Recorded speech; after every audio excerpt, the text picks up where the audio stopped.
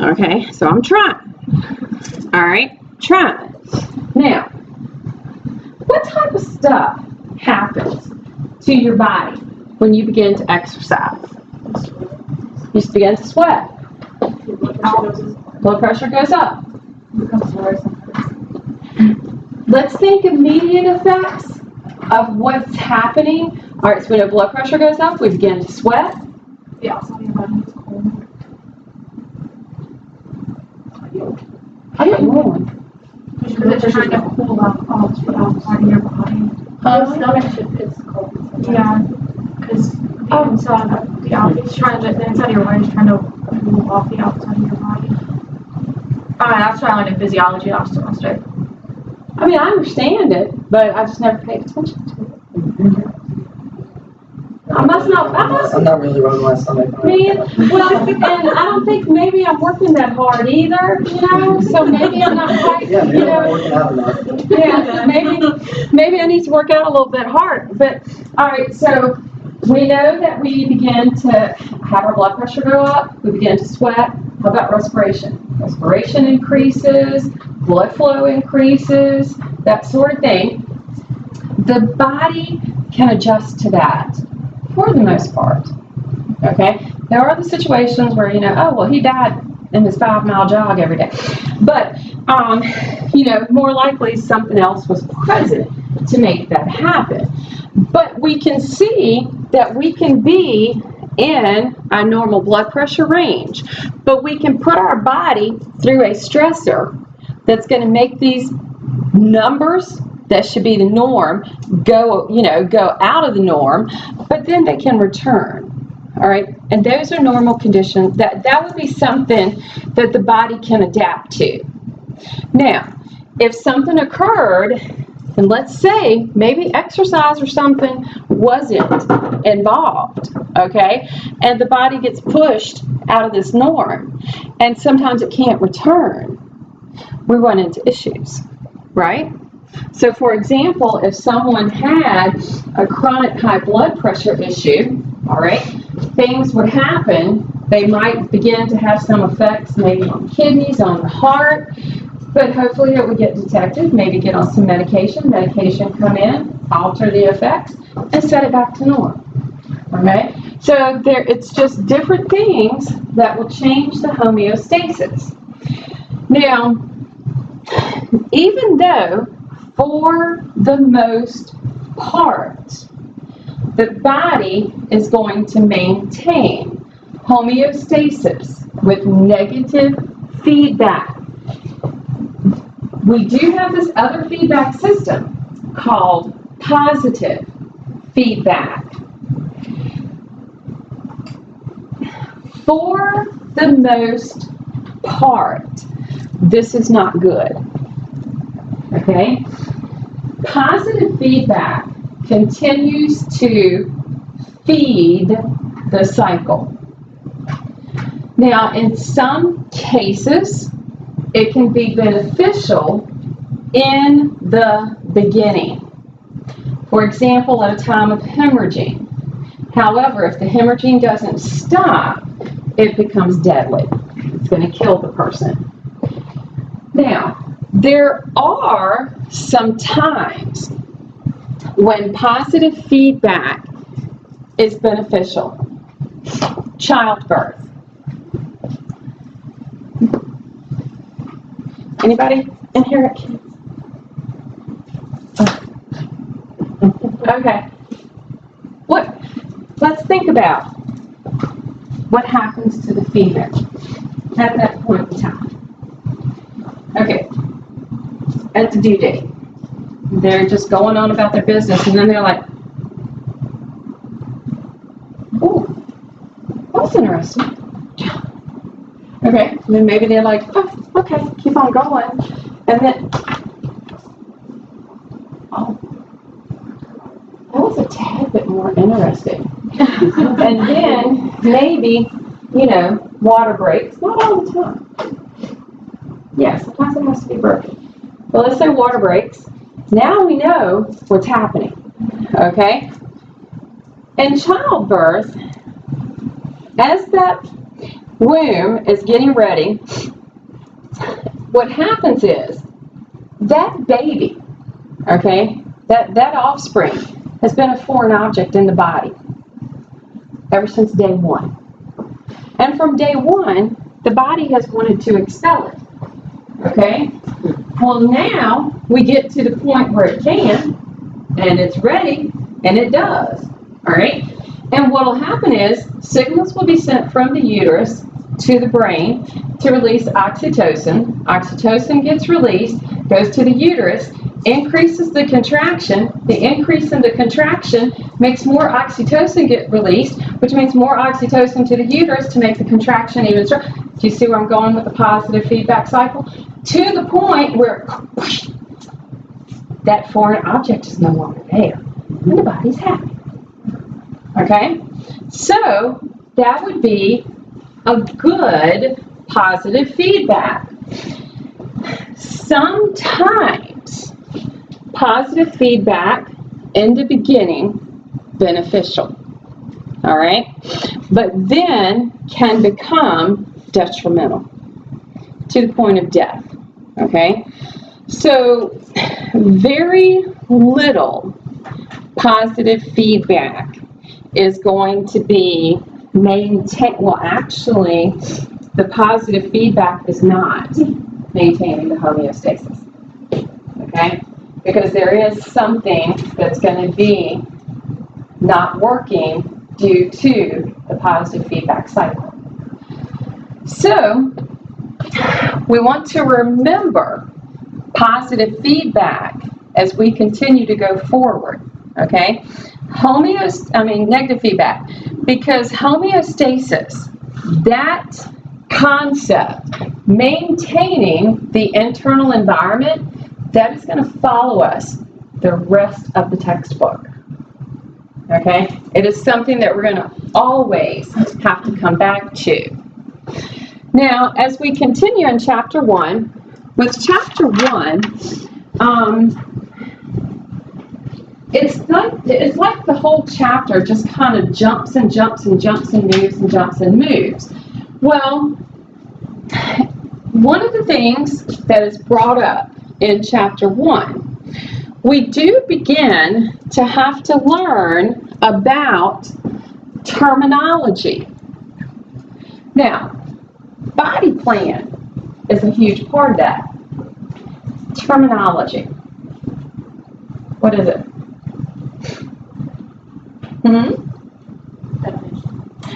Words. Now, I do okay if I've got words. I do okay if I got numbers. But the two together, I'm not good. All right? So, words. They become very important. Not only do we have certain terminology that is just going to become everyday for you, all right? Try to start using it in everyday language, and some stuff will be really cool, like if you're like talking to somebody and you'd be like, oh, you know, well, let's see. How could we use the term maybe proximal, distal? You know, pull that out on a friend or a family member and see what happens. It's kind of interesting. But now, not only does this become important, it becomes important for us to use the terms correctly, and it becomes important for us to spell terms correctly. So now, if we begin to think about this, one of the things that's very huge in the health field, anatomical position.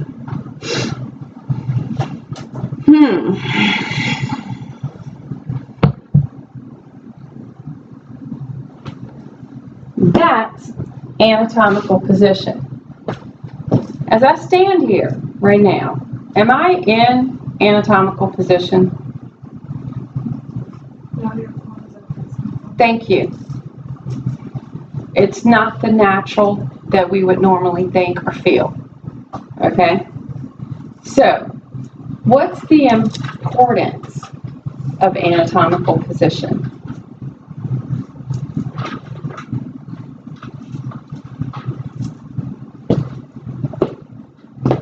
You're working in the emergency room. Traumas come in, and you need to communicate with the other people around you, and you need to communicate with the doctors. Are they going to expect you to say, well, on the right side, or are they going to expect you to say, I don't know, in the middle, to the side? No. They're going to expect you to know this terminology. All right?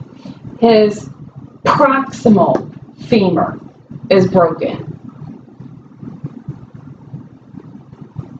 Or the distal femur. See where I'm going? Okay? So not only does it become important to learn it, it becomes important to use it correctly. All right? And then when you are communicating in the situations that you might come across, you're expected to communicate in relationship to anatomical position. So when we think about anatomical position, this is it. Now, if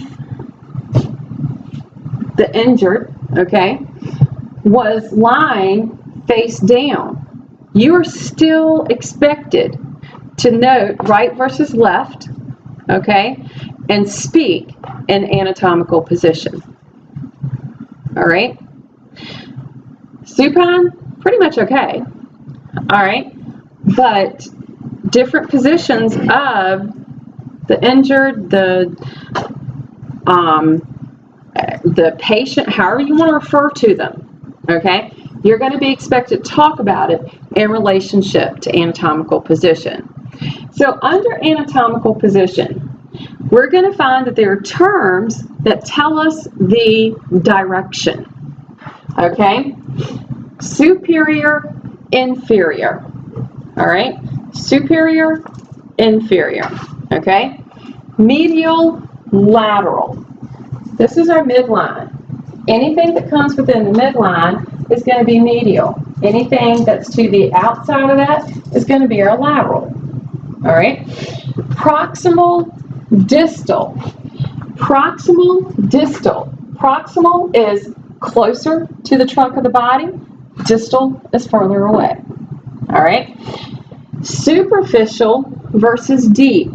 Superficial, think about like the top of the body, the top of this outside near the skin, okay? Deep, going deeper into the body, if that makes sense. All right? We're going to see anterior versus posterior. Note, a lot of these terms have other terms that represent what they also mean. Anterior can also be known as ventral. Posterior could also be known as dorsal. Okay? So this is not material that I can just stand up here and, hope that you're going to be understanding right now. It's material that hopefully you'll just go out and begin to use in your everyday language. Okay? That's hopefully what you'll do. These are some or a lot of the directional terms, giving you the definitions for them, as well as some examples, right? If we wanted to look at anterior, posterior, the navel is anterior to the spine. Spine, posterior to the breastbone. Trying to give you some relativity as to how these terms are used. I know it's good to kind of know what some examples are, but if you begin to use them, you're going to know how to answer them on the test. So yes. Okay. Now, the medical terms that we're going to come across. Medical terms, okay,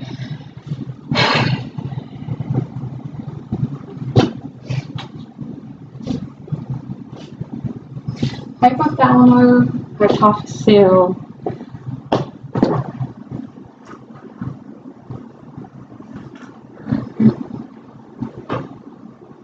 hear all of that. I heard hypo. Hypothalamo-hypophyseal portal system.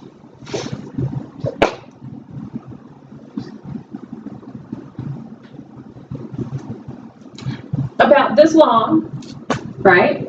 Okay. The best way is to begin to take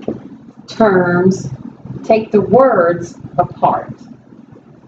Because we're going to find that we usually have the root of the word.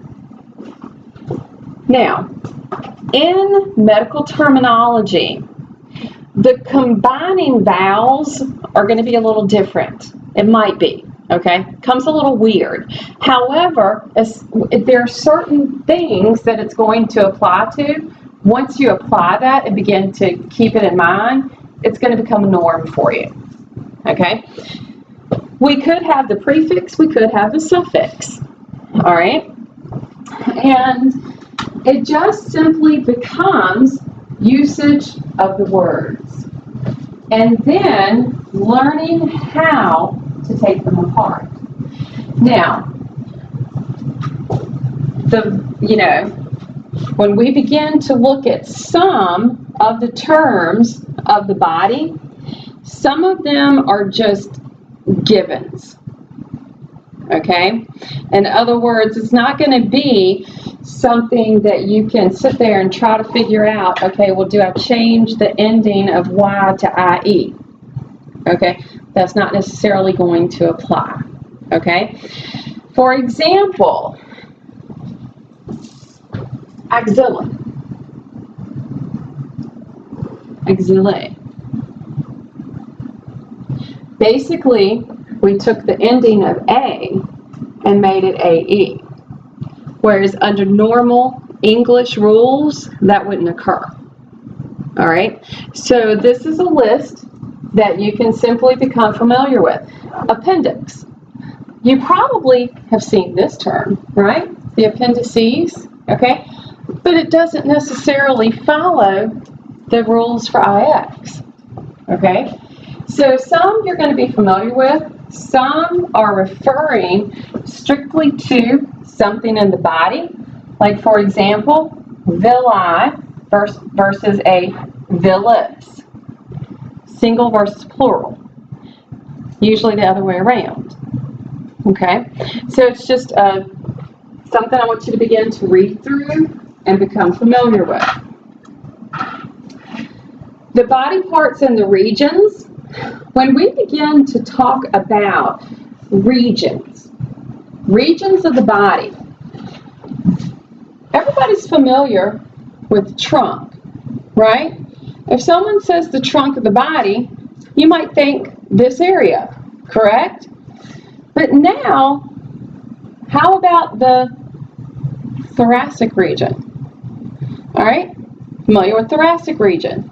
But now, did you know that it's broken down even further?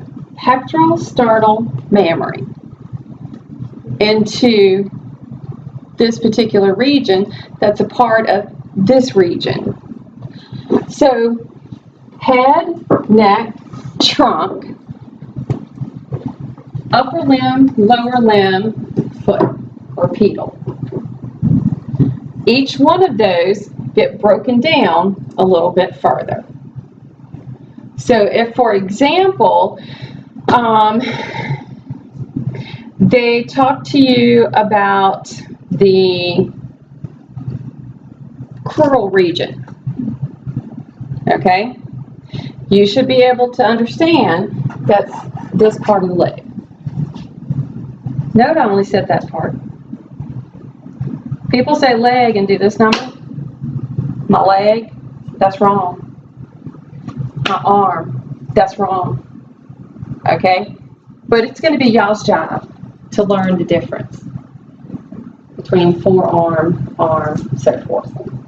Okay? Those are going to be the things that you're going to focus on.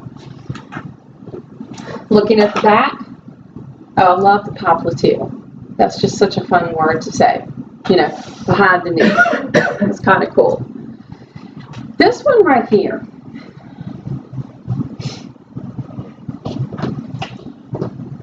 I've been told the students go into their programs and they don't know this. And this is just extremely basic right here, right?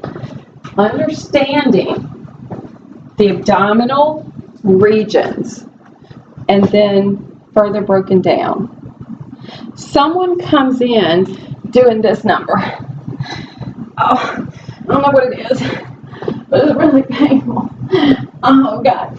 Are you just going to simply tell the doctor, well, they came in complaining of stomach pain? First of all, am I pointing to my stomach? All right?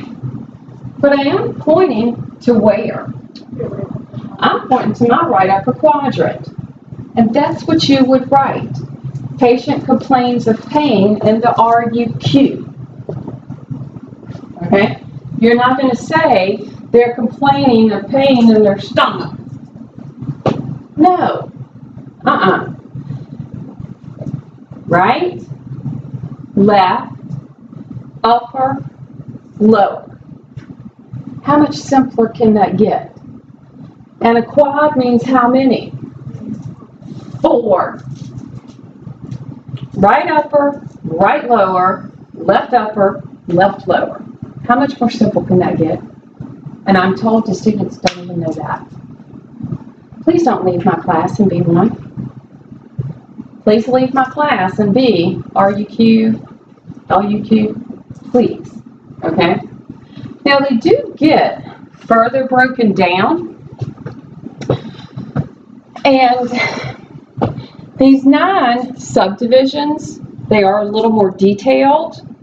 However, if this is an area that you're going to be focusing on, if this is like the field you decide to go into, or the doctor should have more knowledge of this, that sort of thing, hopefully you would get a little more familiar with these, okay? Some of them are kind of like, well, that makes sense, okay? But now some of them, you know, like hypogastric, or, you know, they might be a little unfamiliar right now, okay? But when we look at like iliac lumbar, you're going to soon find out this will be the lumbar region of the spine, okay? So that kind of makes it understandable with this being lumbars. Does that make sense?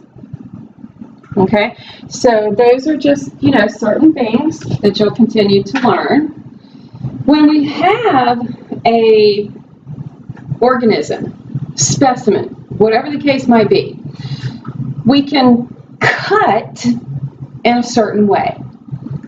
Now, we can have a cut straight through the midline. Median is the midline. Okay, so if I were to get cut straight, anybody go see Body Whirls when it was at the Science Museum? That was really cool. So basically, if I were to get cut just straight down through the middle, I was cut through the median plane. If straight through like this, where you've got basically top from the bottom, okay, I had maybe the coronal. No, I had the transverse. If I had it cut this way, from here to here, I could have the frontal or the coronal. If it was cut at an angle, it's oblique. So it could apply to the organism as a whole, but it could also apply to a specimen. Maybe they went in and did a liver biopsy. And that little piece of the liver biopsy, maybe there was a transverse cut or an oblique cut or whatever. Those are the ways that it could be cut, if that makes sense. These are just showing some pictures through different areas.